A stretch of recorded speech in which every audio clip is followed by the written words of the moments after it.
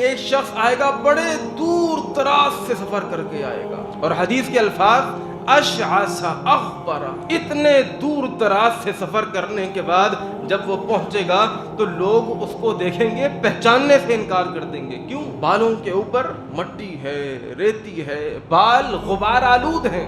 آج بھی کچھ لوگ ایسے ہوتے ہیں نا کہ جو باہر کام کر رہے ہوتے ہیں اور اتنا کام کرتے ہیں، اتنا کام کرتے ہیں، کپڑوں پر مٹی ہوتی ہے، چہرے پر، بالوں پر، سر کے بالوں پر، لوگ اس کو پہچاننے سے انکار کر دیں گے۔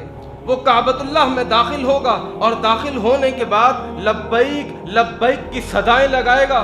آسمان سے آواز آتی ہے، لا لبیک ولا سعدیک، اے میرے بندے تیری کوئی حاضری نہیں ہے، تیرے لیے کوئی خوش بختی نہیں ہے۔ اللہ دیکھ تو صحیح، اتنے دور دراز سے سفر کر کے آیا ہوں، گھر بار کو چھوڑ دیا ہے، بیوی بچوں کو چھوڑ دیا ہے، رشتہ داروں کو چھوڑ دیا ہے، کاروبار کو تالا لگا دیا ہے، فیکٹری کو بند کر دیا ہے۔ اللہ دیکھ تو صحیح، کوئی جہاز میں نہیں آیا، کوئی پانی کے سمندر میں سفر کر کے نہیں آیا، اللہ گھوڑے پر، خچر پر، اللہ اونٹ پر سوار کر کے کئی مہینوں کی مسافت طے کر کے آیا۔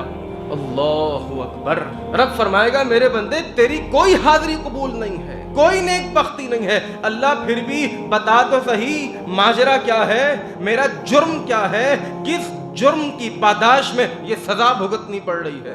آسمان سے آواز آئے گی، ملبسک حرام مطعمک حرام، اے میرے بندے اپنی ذرا حالت پہ غور تو کر، تیرا کھانا حرام کا، تیرا پینا حرام کا، تیرا پہننا اوڑھنا حرام کا، تیرا کاروبار حرام کا، جس پیسے سے تو نے فیکٹری لگائی حرام کی، جس پیسے سے تو نے اپنی کمپنی کو رجسٹر کروایا حرام کا۔ اللہ اکبر۔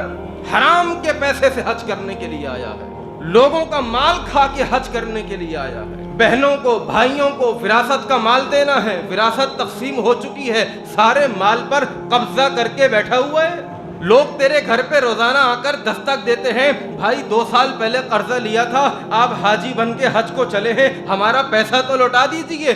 لوگوں کا مال کھا کے حج کرنے کے لیے آیا ہے۔ فَنَّا يُسْتَجَابُ لِذَلِكَ، کیسے تیری دعا کو قبول کر لوں، کیسے تیرے حج کو قبول کر لوں۔ وَحَجُّكَ مَرْدُودٌ إِلَيْكَ، تیرے حج کو تیرے منہ پہ مارتا ہوں۔ اللہ ہمیں ان لوگوں میں سے نہ فرمائے۔